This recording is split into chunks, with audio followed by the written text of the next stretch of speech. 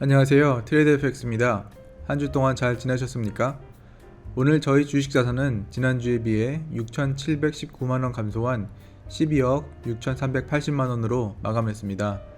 현대차는 현재 수익률 114.4%, 삼성생명은 73.7%, 대한유화는 63.6%를 보이고 있습니다. 주식담보대출은 지난주에 비해 761만원 증가한 1,396만원입니다. 증가된 금액은 해외 선물 추가 증권금 그리고 추가 포지션 확보에 사용을 했습니다. 한 주 동안 꽤 큰 평가 손실이 있었는데요. 여러분 주식 자산은 어떠신가요? 주식 자산의 평가 금액이 많이 떨어지면 여러분은 어떤 생각이 드시나요? 혹시 어제 팔걸 혹은 지금이라도 팔아야 하나 라는 생각이 먼저 드시나요? 만약 그런 생각이 드신다면 여러분은 아마도 보유하고 있는 주식의 기업에 대해 확신이 없어서일 것입니다.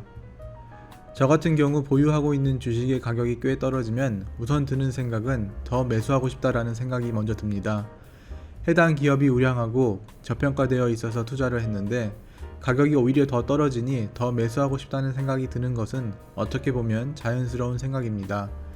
해당 기업이 영업 활동을 통해 이익이 안정적으로 발생하고 있고 사업 전망이 그리 나쁘지 않다면 주가가 좀 떨어졌다고 해서 전혀 불안해할 필요가 없는 것입니다.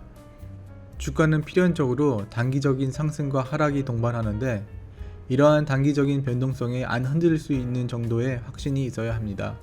그래서 지금 보시는 것처럼 주가는 계속 오른다 하더라도 계속 오르는 것이 아니라 이렇게 단기적인 상승과 하락, 상승과 하락, 상승과 하락을 필연적으로 동반을 합니다. 확신을 가지고 투자를 했는데 주가가 더 떨어지면 여유 자금으로 더 매수를 하는 게 자연스러운 수순입니다. 다만 저 같은 경우 항상 가진 현금 전부도 모자라 일부 대출까지 동원해서 주식을 매수하기 때문에 최근에 주가가 떨어져도 더 매수를 하지 못했을 뿐입니다. 물론 대출의 규모는 나름 관리하고 있습니다. 지금 보고 계신 종목은 여기 나온 것처럼 에스오일의 월봉 차트입니다. 예전에도 영상을 올렸지만 저는 예전에 에스오일 종목으로 약 5억 5천만원 정도의 수익을 올린 적이 있습니다. 2014년 그러니까 약 이 정도부터 매수를 시작했고 여윳돈이 생길 때마다 이렇게 단기적인 하락을 보인 이러한 지점에서 추가 매수를 계속했습니다.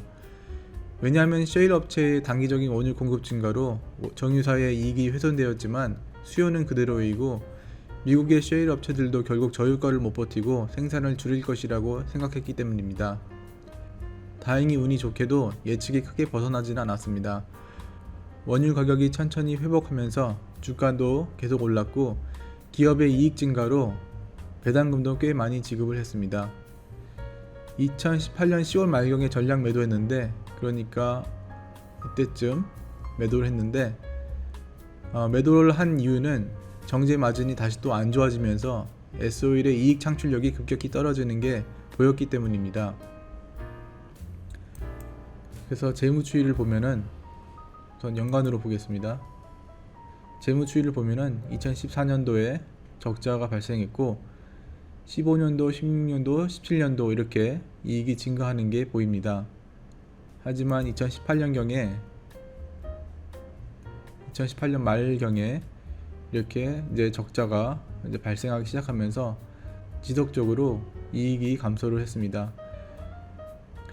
지금 삼성증권 추정으로는 2020년 9월 그러니까 3분기에 2022억의 영업이익이 발생한다고 하는데 제가 보기에는 2분기보다도 더 큰 영업적자가 발생할 것으로 보입니다.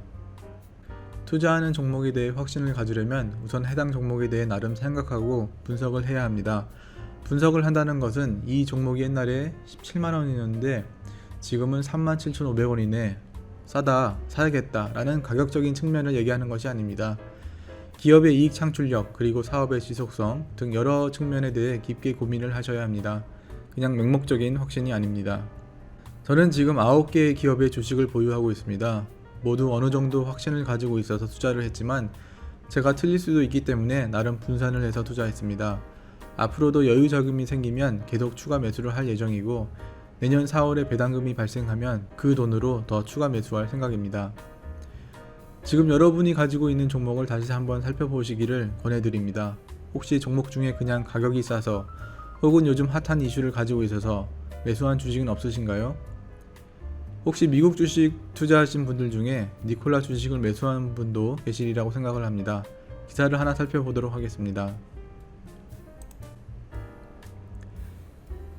9월 25일자 오늘 기사입니다. 서학겜이 울린 니콜라, 나녹스의 끝없는 추락, 너무 위험한 주식. 꿈의 기업 니콜라 마이너스 9.69%, 나녹스 마이너스 7.23%, 공매도 폭로 후 반짝 상승한 나녹스 급락. 니콜라 공매도에 나선 힌덴버그 폭로가 일파만파되면서 앞서 트레버 밀턴 창업자 겸 이사회 의장은 의장직을 내놓고 경영 일선에서 물러났다. 또 자신이 소유한 회사 주식 490만여 주와 2년에 걸쳐 받을 수 있는 총 2천만 달러 규모의 자문계약 옵션도 포기하게 됐다. 현재 미국 법무부와 증권거래위원회 SEC는 니콜라 사기 의혹에 대한 합동조사를 진행 중인 것으로 알려져 있다. 사실 니콜라는 지금까지 수소 트럭을 개발하겠다고라고만 했지 관련된 기술을 단 한 번도 공개한 적이 없습니다. 미국 주식시장에 기업이 등록되어 있다고 해서 해당 기업의 기술이 보증된 것은 아닙니다. 이렇듯이 성장주의 투자는 굉장히 큰 리스크를 가지고 있습니다. 물론 현 시점에서 사기다 아니다 결론을 내리기는 어렵지만 하나 확실한 사실은 니콜라가 공개한 영상의 수소 트럭은 자체 동력으로 간 것이 아니라 완만한 언덕에서 그냥 굴러간 것으로 보입니다.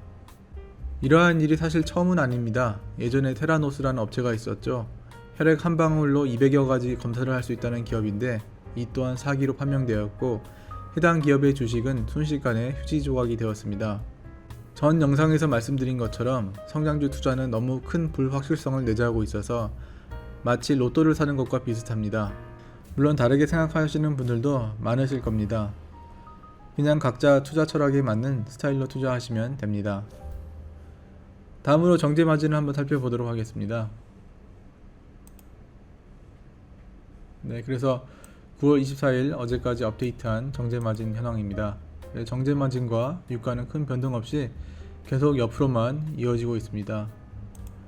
앞서 말씀드린 것처럼 2분기 같은 경우에는 정제 마진이 안 좋았지만 그나마 유가는 상승을 해서 재고 평가 이익이 적자를 어느 정도 상쇄를 했지만 3분기 같은 경우에는 그러한 유가 상승도 없었기 때문에 정유사의 3분기 영업 실적은 아마도 2분기보다 더 안 좋을 것이라고 저는 예상하고 있습니다. 마치기 전에 저희 해외 선물 상황을 살펴보도록 하겠습니다. 저는 여전히 천연가스를 매매 중에 있습니다.